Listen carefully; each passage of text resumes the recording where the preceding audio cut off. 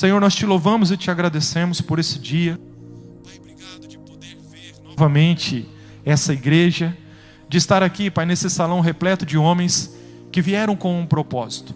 Nós estamos em um encontro, onde primeiramente nós vamos olhar, Pai Santo, ó Deus, com a ajuda do Teu Espírito, para o lado de dentro. Nós vamos olhar agora para o nosso coração, e nós queremos ser confrontados pelo Senhor, para nós nos tornarmos homens de verdade. Eu creio, Pai Santo, ó Deus, que só a ajuda do Senhor pode produzir isso na nossa vida. Por isso eu clamo, Santo Espírito do Senhor, toma esse lugar, de uma forma tão especial. Seja soberano, seja o dono, seja aquele capaz de tocar no nosso coração e transformar a nossa vida. Nós nos rendemos a Ti e Te louvamos por tudo, em nome de Jesus, amém. Amém. Um pastor, certa vez, ele tomou uma atitude inusitada na igreja dele.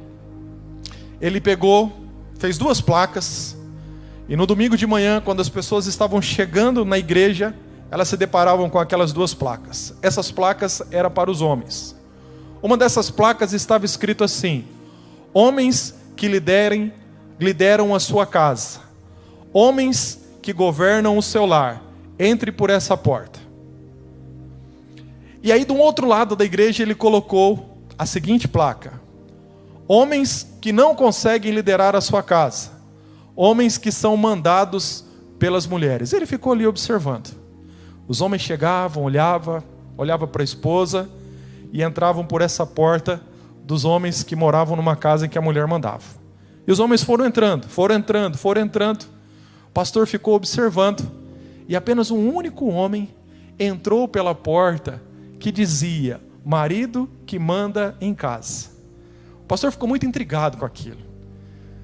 Ele então, diante da congregação, chamou aquele irmão e falou assim: irmão, conta para mim, você foi o único que entrou pela porta do marido que assumiu a liderança do lar, que manda em casa. O marido que de certa forma, está ali ajudando a esposa e os filhos. Você é um exemplo para nós, conta qual é o segredo. Aquele homem muito simples foi lá, pegou o microfone e falou assim: bom, pastor, eu nem sei o que está acontecendo. Quando eu cheguei em casa, ou melhor, quando eu cheguei aqui na igreja, minha esposa deu uma olhada para mim e falou assim: olha, você vai entrar por aquela porta ali. Se você não entrar, depois a gente conversa, hein? Então eu entrei por essa porta. Essa história, irmãos, relata uma crise que nós vivemos na nossa sociedade hoje, que é uma crise de liderança. Alguns anos atrás, antes da pandemia, esse encontro de homens foi idealizado justamente observando essa necessidade de nós crescermos em liderança. O pastor Rodrigo passou aqui por um tempo nos ensinando que liderança não diz apenas de uma posição que você ocupa no trabalho, de uma posição que você ocupa numa escola, num determinado lugar que te coloca num lugar de destaque. Tudo o que nós fazemos envolve liderança. E dentro da nossa casa, nós também fomos chamados para liderar. Liderança é algo muito importante. Só que nós vivemos uma crise, e essa crise hoje é uma crise de liderança. Uma crise de homens que se absteram do papel pelo qual foram criados, e infelizmente o resultado disso na nossa sociedade está sendo catastrófico. Eu separei aqui 2 imagens que vai nos ajudar a entender isso. Essa imagem aqui se tornou famosa. Alguém já tinha visto? Famosa para os outros, para nós eu acho que não foi, porque ninguém levantou a mão, então está sendo agora para você. Não sei se você consegue clareza de observar, mas nessa imagem aconteceu um acidente. Um helicóptero caiu em cima de um caminhão na rodovia. E era perto de uma área urbana, e um grupo de pessoas viu, e quando esse grupo de pessoas viu, tinha uma mulher. Essa mulher saiu correndo, o instinto dela foi de ajudar as vítimas. E no exato momento em que estava acontecendo tudo isso, alguém filmando. E quem era essa pessoa que estava filmando? Um homem. E uma outra pessoa tirou foto desse exato momento, onde a mulher estava ali no meio daqueles escombros, correndo alguns riscos, mas não estava medindo esforços para tentar salvar aquelas vítimas. Isso depois foi notícia, isso tomou uma proporção, falando e até sendo motivo de reflexão a respeito do papel do homem e da mulher. A nossa sociedade hoje, ela vê muito as heroínas, mas infelizmente ela tem descartado os heróis. Uma outra situação que pode nos ajudar, e antes de eu colocar essa imagem, veja, eu não estou fazendo isso de uma forma pejorativa, eu estou fazendo isso apenas para que nós façamos uma reflexão, ok? Vamos lá. Inversão de valores. A revista Isto É, alguns anos atrás, no ano de 2018, promoveu um concurso para eleger o homem do ano e a mulher do ano. De uma forma irônica, proposital ou não, o que aconteceu? Quem concorria para ser o homem do ano? Pablo Vittar. Quem estava concorrendo para ser a mulher do ano? Tami. Eu coloquei esses dois personagens e ícones no nosso país aqui, pessoas muito conhecidas, não para menosprezá-los ou trazer aqui qualquer sentimento ruim no nosso coração, mas para a gente entender que biologicamente um homem sendo colocado numa posição de mulher e uma mulher sendo colocada numa posição de homem e concorrendo para ser o homem do ano e a mulher do ano.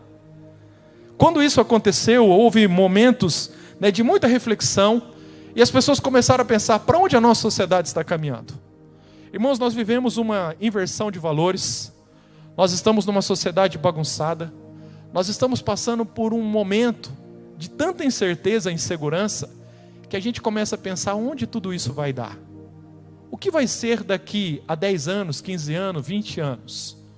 Para onde a nossa sociedade está caminhando? Nós estamos passando por um momento muito difícil. E nesse processo todo que estamos vivendo, a pergunta é, o que é ser um homem nos dias atuais? Se você for discutir isso hoje dentro de uma universidade, você pode ficar surpreso com as considerações e as conclusões que as pessoas vão chegar. Se você for discutir isso no meio de uma roda de amigo, pode sair piadas, pode sair conversas, ditados, pode sair opiniões, que no fundo retrata que a nossa sociedade, literalmente, ela está perdida, ela perdeu os valores absolutos, ela não sabe. Tudo hoje é aceitável. Houve dois fenômenos, eu vou citar só esses dois, que talvez contribuíram para que chegássemos onde nós chegamos. O primeiro deles foi o machismo, um movimento onde o homem assumiu uma posição egoísta e achava que tudo girava em torno dele. Esse homem machista, houve um tempo, e infelizmente isso ainda acontece, colocava o homem nessa posição onde ele olhava de cima para baixo e todo mundo tinha que servi-lo.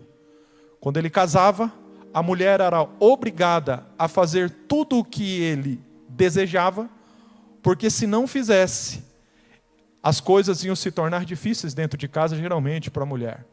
Os filhos sofriam por causa desse tipo de situação também.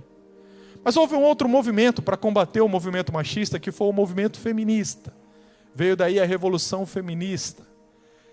Essa revolução nada mais é do que foi um grito de desespero das mulheres tentando se libertar da opressão do homem. E quando a mulher fez isso, buscando esse grito de tentar sair debaixo de uma escravidão, ela pôde até se sentir liberta do homem, mas ela se tornou escrava de si mesma. Porque essa mulher, então, a partir desse momento, começou a viver de forma egoísta, vivendo para os seus próprios prazeres, e o resultado é essa bagunça que nós estamos vivendo hoje. Houve um sociólogo polonês que disse, certa vez, que a nossa sociedade é uma sociedade líquida. Ou seja, não existem valores concretos e absolutos. Essa ideia do valor líquido é que tudo muda muito rápido. Muda tão rápido, que às vezes a gente não consegue perceber problemas que estão acontecendo, às vezes dentro da nossa própria casa, e que quando a gente se depara com a realidade, a gente se assusta. Meu Deus, como aconteceu isso? Como aconteceu isso comigo? Como aconteceu isso com a minha esposa? Como aconteceu isso com a minha família? Como aconteceu isso com os meus familiares? Nós estamos passando por um momento onde é necessário nós pensarmos o que é ser um homem de verdade nos dias atuais. Para isso, nós vamos usar uma definição bíblica, porque houve um pastor, David Merck, que disse isso. Deus define a verdadeira masculinidade na pessoa de Jesus. Homens de verdade se parecem com Jesus. Homens fortes são homens semelhantes, homens parecidos com Jesus. Agora é complicado a gente pensar também nisso hoje, porque qual é a visão que muitos têm de Jesus? Com todo respeito, Muitos enxergam um Jesus ingênuo, às vezes numa imagem até afeminada, que demonstra fraqueza, que demonstra muitas vezes uma submissão exagerada e totalmente desequilibrada, que coloca esse Jesus como um Jesus fraco. Esse não é o Jesus da palavra de Deus que nós estamos falando. Jesus é a expressão do próprio Deus. Ele reflete o plano de Deus para a nossa vida. E se nós queremos nos tornar homens fortes, nós precisamos olhar para Ele e desejar ver a vida dEle, o exemplo dEle, a manifestação dEle acontecendo na nossa vida. Jesus viveu há quase 2000 anos atrás e teve um papel importante no processo de Deus para a nossa vida, para a história da humanidade. Mas mesmo depois de 2000 anos atrás, os seus ensinos continuam firmes, constantes e abundantes para a nossa vida. E através daquilo que nós aprendendo, olhando tanto para o ensino quanto para o exemplo de Jesus, pode nos fazer homens segundo a vontade de Deus, que vai revolucionar e vai ajudar essa sociedade a sair da crise em que ela está. Irmãos, a nossa esperança não pode estar no governo, a nossa esperança não pode estar na saúde, na política, na educação apenas.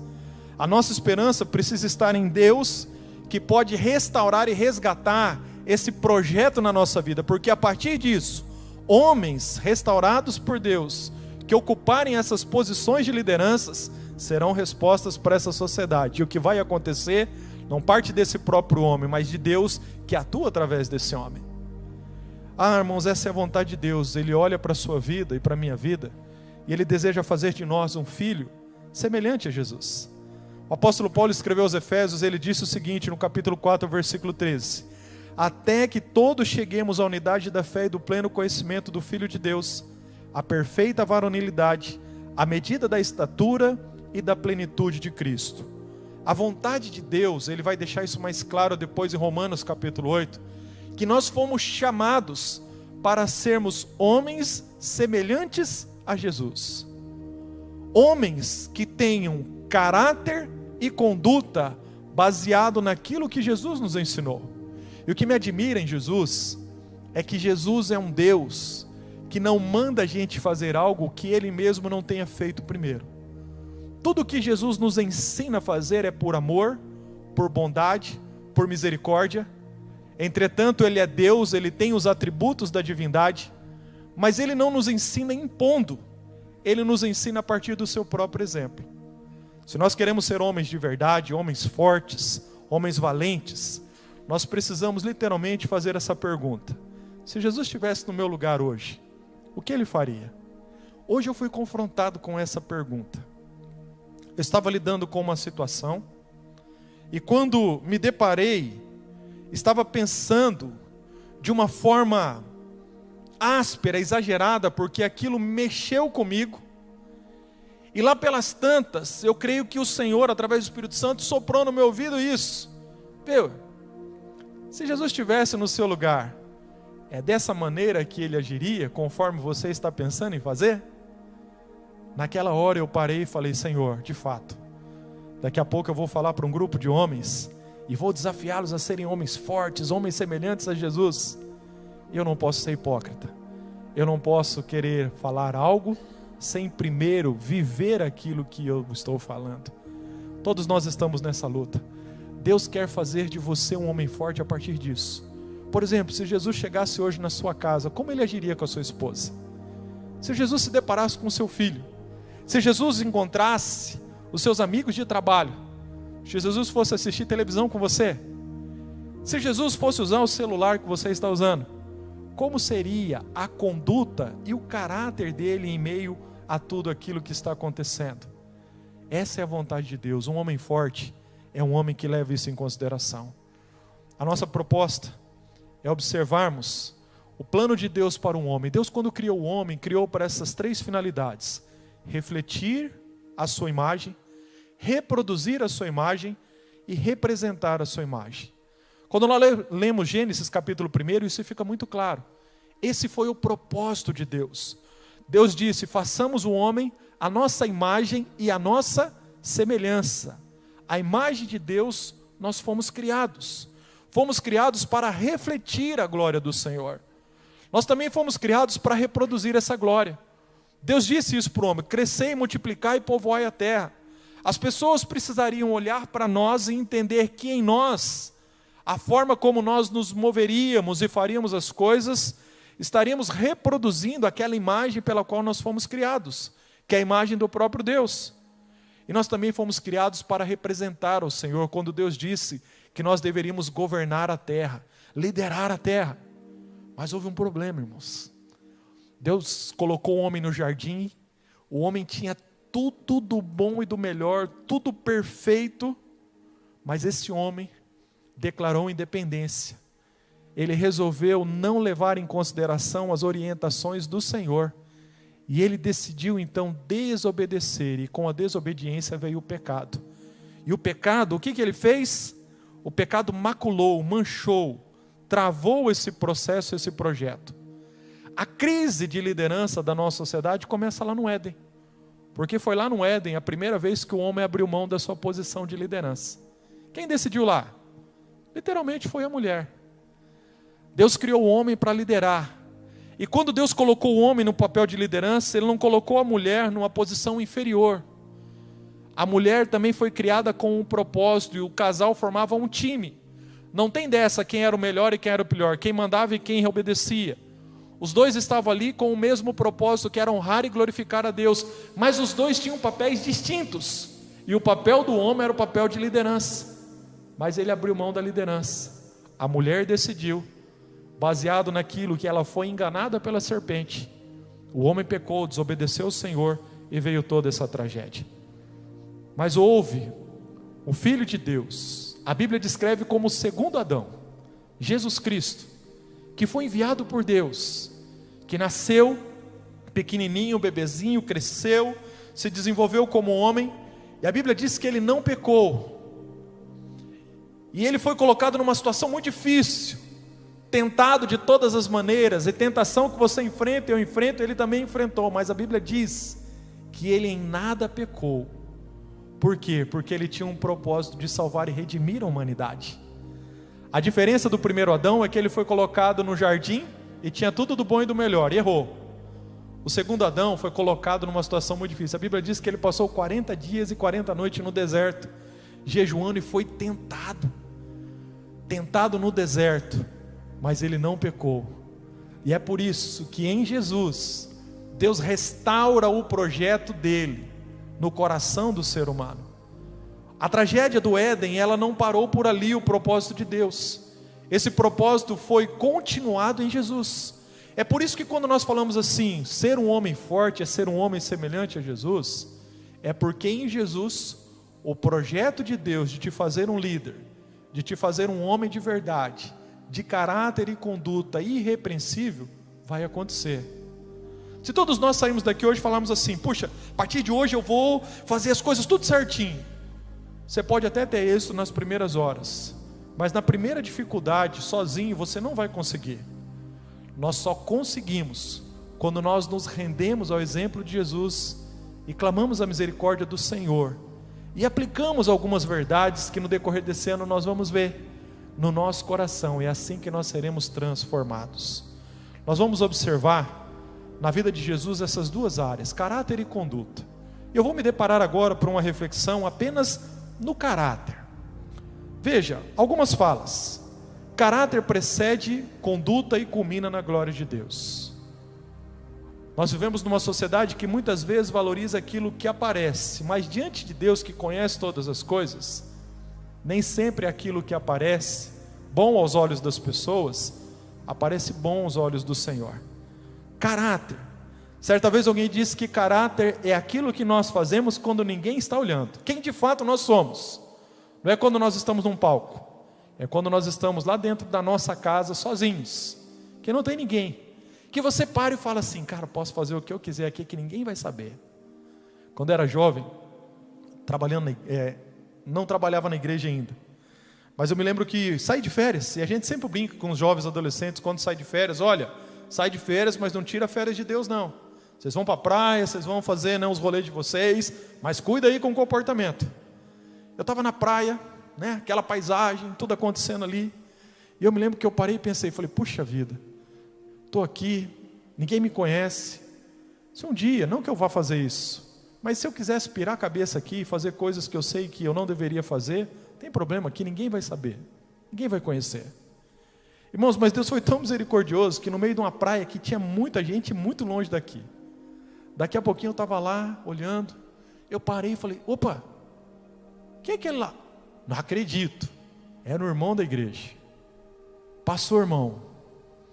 Eu falei, nossa, mas qual era a probabilidade, depois de pensar isso, encontrar esse irmão aqui?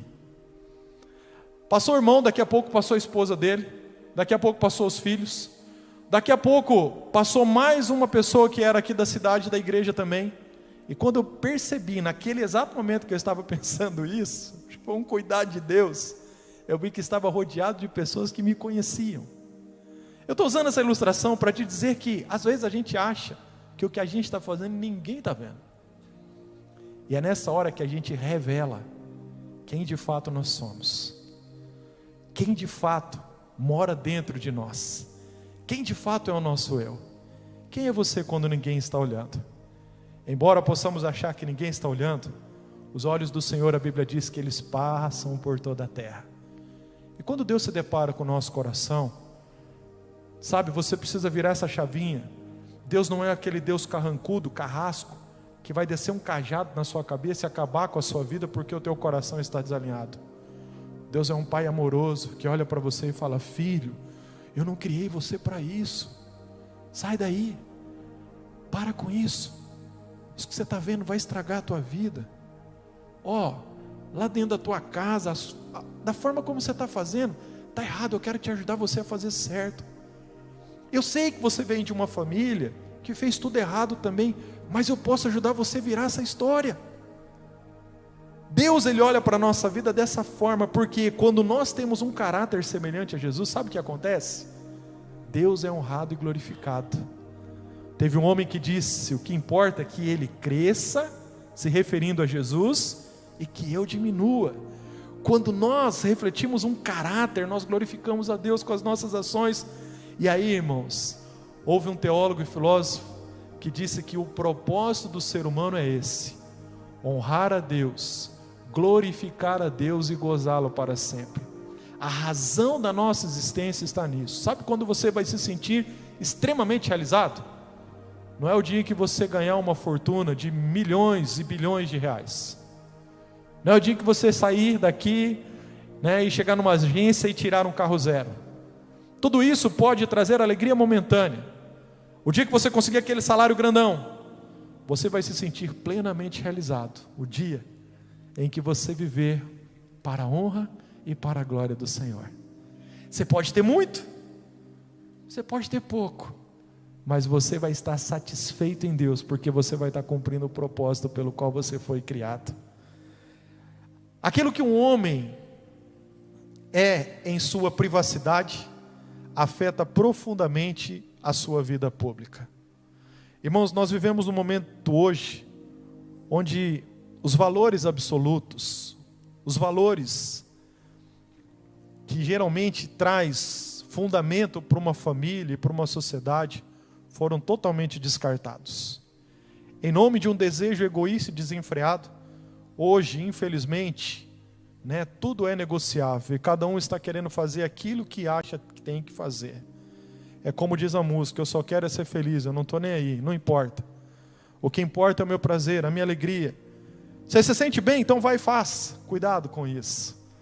Aquilo que um homem é na sua privacidade afeta, porque depois de viver uma vida assim, a gente não entende por que na nossa sociedade dá tudo errado. Aí sabe o que a gente faz?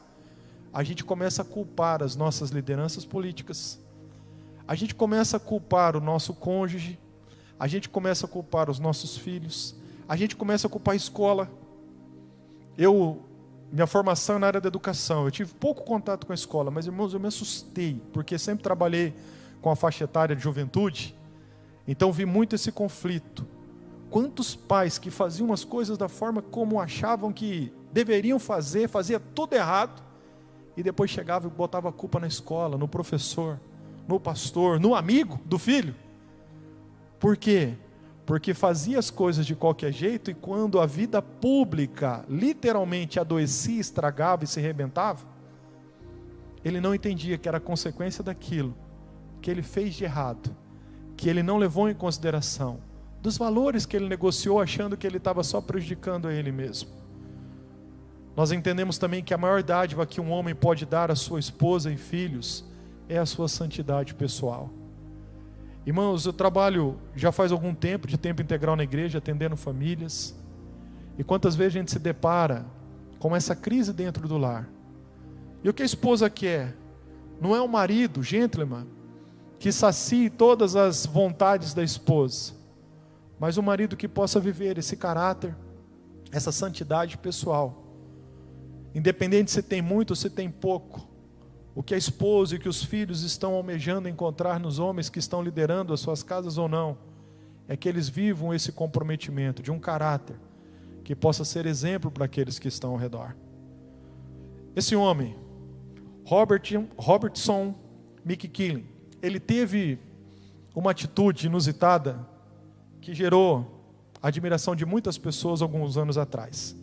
Quem é esse homem? Esse homem foi o líder de um grande seminário nos Estados Unidos. Esse homem fez um trabalho fantástico na formação de líderes, literalmente líderes da sociedade e da igreja nos Estados Unidos. Quando ele estava no auge da formação e da carreira dele, ele tomou uma atitude. Ele era reitor do instituto onde ele estava, e ele veio a público e disse: estou renunciando à minha posição, estou renunciando ao meu trabalho. E por que ele fez isso? Ele fez isso porque a esposa dele havia recebido um diagnóstico de uma doença. Ela foi diagnosticada com Alzheimer. Ela é nova, mas ela estava sofrendo já as primeiras sequelas do Alzheimer e ela precisava de cuidados. Aquele homem então tomou essa atitude: olha, eu estou abrindo mão da minha posição, estou deixando tudo aqui. Existe uma equipe que pode assumir isso aqui e fazer melhor do que eu, mas eu vou me dedicar a partir de agora a cuidar da minha esposa. E muitos ficaram admirados com a atitude dele. Muitos questionaram: mas por que o senhor está fazendo isso? Não existe uma outra forma? E ele, num determinado momento, num discurso que ficou muito famoso, ele disse o seguinte: eu não entendo por que as pessoas estão me indagando isso. Isso para mim é natural. Porque um dia, há 42 anos atrás, eu estava diante de testemunhas, diante da minha família, diante do pastor, diante de Deus, trocando alianças com essa mulher, e eu prometi que cuidaria dela na saúde ou na enfermidade. Não é nenhuma novidade para mim, eu simplesmente estou falando aquilo que eu disse que eu faria. E esse homem saiu daquela posição, foi para o anonimato, e por 12 anos ficou cuidando de uma esposa. Aquela mulher foi adoecendo, ela foi atrofiando por causa da doença. Chegou no momento que ela dependia totalmente daquele homem, e ela de certa forma não tinha mais nada para oferecer a ele, que ainda tinha as suas necessidades como homem, mas ele tomou essa postura de liderar a casa dele, de cuidar da esposa dele. Um exemplo para nós, para os casados. Se a tua esposa hoje precisasse de uma atitude, de você parar tudo que você está fazendo para cuidar dela ou da sua casa, você faria isso? Pastor, mas todo mundo ia morrer de fome lá dentro de casa. Eu sei que talvez você pensando dessa forma pode roubar de você a oportunidade de você pensar no seguinte: será que tudo o que nós estamos fazendo reflete o caráter das palavras que um dia saíram da nossa boca, que nós faríamos, que nós honraríamos, que nós cuidaríamos, que nós lideraríamos? Porque a essência, irmãos, disso revela o nosso caráter. E se nós queremos nos tornar homens fortes, a primeira área que nós precisamos de uma cura de Deus é no nosso caráter. Caráter, irmãos, é uma área na nossa vida em que nós precisamos da graça do Senhor, porque quantas coisas, o Donizete começou dando o tom, nós não tínhamos combinado nada do que eu ia falar, mas quantas vezes, irmãos, literalmente erramos, estragamos tudo, fizemos algo, falamos algo para as pessoas que mais nos amam, e nós também mais amamos essas pessoas. Erramos, falhamos. Quantas coisas gostaríamos de fazer diferente, mas infelizmente já foi. Agora, quando nós nos deparamos com Deus e o projeto dele, essa não é uma atitude fatalista em que nós erramos, agora você vai ter que colher aquilo que você plantou. Embora colhemos, mas nós contamos com a misericórdia dele, que pode nos ajudar a vencer, a superar, a crescer, a amadurecer, a melhorar, a ser transformado. E se o milagre precisar, literalmente, de nós nascermos de novo, ele faz isso, ele tem poder disso. Nascermos no espírito, no coração, para que nós possamos viver uma vida diferente. Mas tudo isso passa por um momento, o vale da decisão. E eu quero terminar a nossa reflexão aqui. Daqui a pouco você vai discutir, duas perguntinhas aí com o pessoal que está da tua mesa, para a gente tornar esse momento mais dinâmico, porque é muito importante isso. Nós somos colocados diariamente no vale da decisão. Eu tenho visto hoje muitos homens sentados esperando a vida passar, achando que as coisas podem mudar, mas o que Deus nos coloca nesse vale da decisão é esperando uma resposta nossa, é dizendo: Senhor, eu estou aqui e reconheço, e tem algumas coisas dentro do meu coração que precisa mudar, e eu quero viver essas mudanças. A liderança pela qual nós fomos criados e que Deus deseja nos colocar, ela começa com essa atitude. Quando nós nos tornamos vulneráveis, começamos a viver essa autoliderança e deixamos o milagre de Deus transformar a nossa vida e nos fazer homens fortes. Eu tenho um exemplo dentro de casa, a minha família, em que tive um pai que, do jeito dele, da forma dele, procurou dar o melhor que ele achava que podia para mim, para minhas irmãs e para minha mãe. Mas esse pai veio com muitas marcas, e alguns exemplos que ele foi deixando para mim, na forma como ele fazia as coisas, eu olhava para aquilo e falava assim: puxa, eu não quero ser desse jeito, eu não quero ser assim, eu não quero fazer as coisas dessa forma. Embora eu percebia boa intenção no meu pai, no fundo, quando eu olhava para algumas coisas, eu pensava assim: isso não é certo, isso é errado, e eu não quero ser assim. Um dia eu tive a oportunidade de me encontrar com o Senhor Jesus, que é um exemplo de um homem de verdade, que me ajudou a entender que eu não podia julgar meu pai, porque se estivesse no lugar dele, talvez eu faria a mesma coisa que ele estava fazendo. Mas esse Jesus me convidou para uma vida nova, e falou: se você quer fazer diferente, eu posso te ajudar. Ele entrou no coração de um adolescente cheio de complexo, e desde então ele tem trabalhado para me fazer esse homem parecido com Jesus. Tem hora que nós somos confrontados, tem hora, irmão, que é difícil, mas os resultados são gloriosos. Deus quer fazer isso na sua vida. Talvez você chegou aqui desacreditado.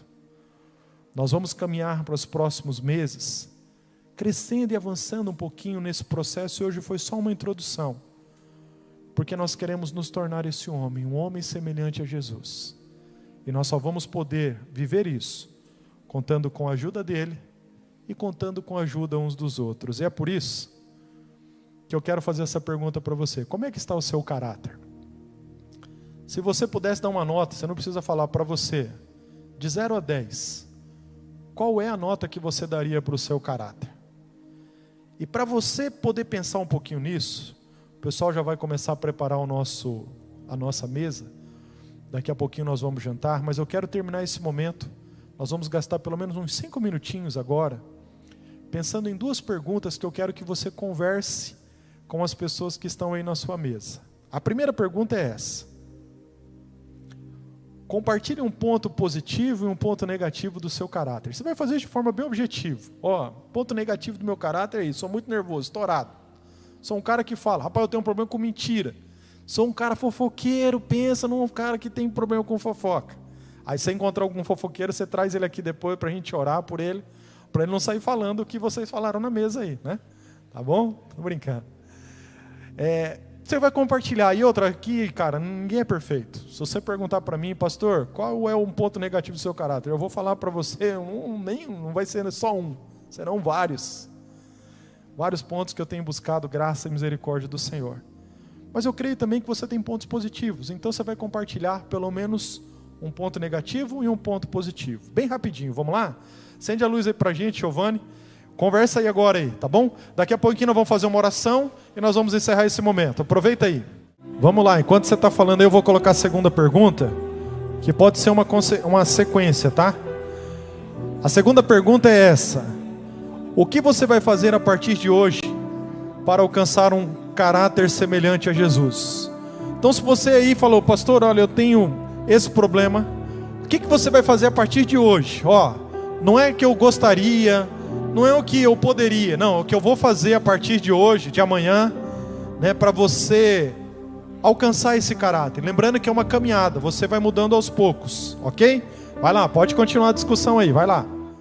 Talvez assim como eu, você possa ter pensado assim, pastor, não estou contente com o meu caráter, cara. Na verdade, se eu pudesse ser bem sincero e rasgasse o meu coração mesmo, sabe, tem coisas na minha vida que eu gostaria de fazer diferente, mas quando eu vejo, cara, já fiz. Tem coisas que eu olho e falo assim, puxa, queria ser diferente, lutei, já até perdi as forças e falei, eu acho que eu sou assim mesmo, parei de lutar porque eu não consegui. Um caráter piedoso, semelhante a Jesus, ele pode ser desenvolvido e aperfeiçoado a partir daquilo que nós chamamos de disciplinas espirituais. Tem 3 ali que eu quero falar para você bem rapidamente. A primeira delas, leitura bíblica. Então olha só, não estou contente com o meu caráter, quero melhorar. Qual é o primeiro passo? Pega a sua Bíblia e vai ler. Mas não é ler por ler, não é ler de qualquer jeito. É você falar assim, Deus, essa é a palavra da verdade, essa é a revelação da vontade do Senhor para a minha vida. Então eu quero ler e aprender com a Bíblia. Quando nós vamos ler a Bíblia, a gente usa uma ilustração. Literalmente a gente tem que tirar as sandálias dos nossos pés, dos nossos sapatos, porque nós pisamos numa terra santa. É uma atitude de humildade. Você vai para a Bíblia para aprender. Eu vou ler a Bíblia, mas eu vou deixar que essa Bíblia também me leia. E quantas vezes, cara, a Bíblia lê o meu coração e fala, olha, que coração egoísta. Então a verdade da palavra de Deus, ela vai transformando o nosso coração e vai nos limpando, fazendo com que a gente se torne um homem semelhante a Jesus. Ler a Bíblia não é algo místico, que eu li e agora alguma coisa mística vai acontecer comigo. A palavra de Deus, ela é a verdade. E um caráter forte, um caráter que vai fazer diferença na nossa sociedade, ele precisa ser fundamentado na verdade da palavra do Senhor. A segunda disciplina é oração. Que oração? É você falar com Deus nas suas palavras. Deus, hoje eu quebrei o pau com a minha esposa, o Senhor sabe disso. Eu não queria ter brigado com ela. Senhor, tem hora que eu não suporto aquela mulher, ela fala umas coisas para mim que dá vontade de... não posso falar porque senão dá Maria da Penha, né? Mas muda isso, faz alguma coisa dentro da minha casa, muda o meu coração, muda a minha esposa. Querido, você não tem noção do que Deus pode fazer dentro do lar quando nós nos colocamos vulneráveis.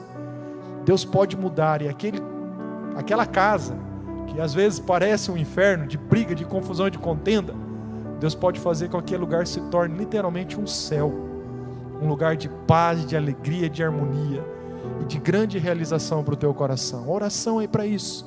É você falar, Deus, eu estou aqui, eu preciso do Senhor. Me ajuda. Me ajuda. E a terceira atitude que a gente pode tomar é o discipulado. Deixa eu explicar isso. Às vezes a gente precisa da ajuda de alguém mais maduro do que nós. E discipulado fala disso. De eu estar perto de alguém ou de um grupo de pessoas que tenham um pouquinho mais de maturidade do que eu, caminhada do que eu, e que possa me ajudar. Há um autor que diz que nós somos a média das 5 pessoas que nós mais gastamos tempo, que nos influencia, que nós andamos. Discipulado é isso, é você estar perto de alguém que tem caráter e fala, velho, deixa eu aprender com você. Cara, estou vendo que você é um marido 10. Mas eu chego dentro da sua casa, quando eu vou te visitar, tem alguma coisa diferente dentro da sua casa, quero aprender com você. Como que você lidera uma casa para ser um ambiente tão legal e tão gostoso como é a sua casa? Discipulado é isso, é você estar perto de alguém que pode somar com você. Gente, às vezes a gente gasta tanto tempo com coisas que só atrapalham. Dessa forma a gente vai aperfeiçoando. Então, para te ajudar na segunda pergunta, o que eu vou fazer a partir de hoje? Ali tem 3 dicas que você pode começar a partir de hoje. Pastor, vou pegar uma Bíblia e vou ler. Você não tem Bíblia e não consegue comprar? Fala com a gente que a gente vai te arrumar uma Bíblia. Com muita alegria. Mas hoje você faz isso através dos aplicativos. Tem tanta coisa aí que pode te ajudar. Pastor, não sei orar. Quarta-feira que vem, 7 horas da manhã, lá na igreja você vai encontrar o pastor antes, lá na porta, falou: pastor, vim aqui orar com você. Cara, você entra 8 horas, não tem problema, fica lá até 7h30, 7h40, que eu vou orar, abençoar a sua vida para você ir trabalhar. Você foi orar, porque você quer ter um caráter transformado. Pastor, esse negócio de discipulado, não sei o que é isso, mas eu quero aprender um pouquinho mais. Fala comigo ou com o Donizete depois. Eu quero, Donizete, quero discipulado. Eu quero fazer isso aí. Fala com a gente, que a gente vai te ajudar. A gente vai te dar o caminho das pedras. Nós vamos falar assim, vai por aqui, que vai dar bom, que vai dar certo, tá bom? Muito bem. E uma outra forma que eu quero deixar aqui, que pode também te ajudar, depois você acessa esse QR Code, que você vai entrar num grupo do Telegram. Por que Telegram? É uma rede social que vai colocar você num grupo, que vai facilitar a nossa comunicação, vai fazer chegar até você esses conteúdos dessas reflexões que a gente vai fazer com o pessoal a partir da semana que vem. Se você não consegue acessar o QR Code, essa questão de tecnologia é meio coisa nova para você, conversa com a galera da nova geração, depois vem falar comigo aqui, que você vai precisar ter esse aplicativo no teu celular, você vai apontar a câmera do teu celular para aquele QR Code ali, você vai cair dentro de um grupo, que já tem até algumas coisas lá, tá certo? Que vai te ajudar nessa caminhada, e a gente vai manter um contato. Para o pessoal que está nos grupos de discipulado, nós vamos disparar depois esse link nas redes do WhatsApp, então vai chegar para você. Mas é uma maneira da gente poder estar conectados para nós crescermos juntos, amém? Fecha os seus olhos, agora eu vou pedir para você ficar de pé. Não, fecha não, fica de pé primeiro, depois você fecha. Gente, obrigado pela sua disposição. Tem coisa boa para a gente ali no fundo agora, para a gente poder aproveitar o restante da noite, tá bom? Mas eu quero terminar essa minha participação orando por você.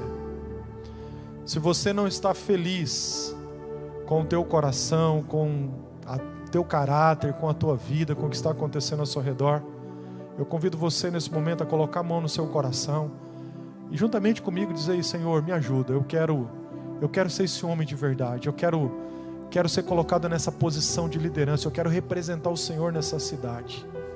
Pai, eu te louvo e te agradeço pela vida desses homens que estão orando comigo nesse momento. Pai, a nossa sociedade está em crise, mas o céu nunca esteve em crise, aleluia. E Pai Santo, nós somos as respostas do Senhor para essa geração.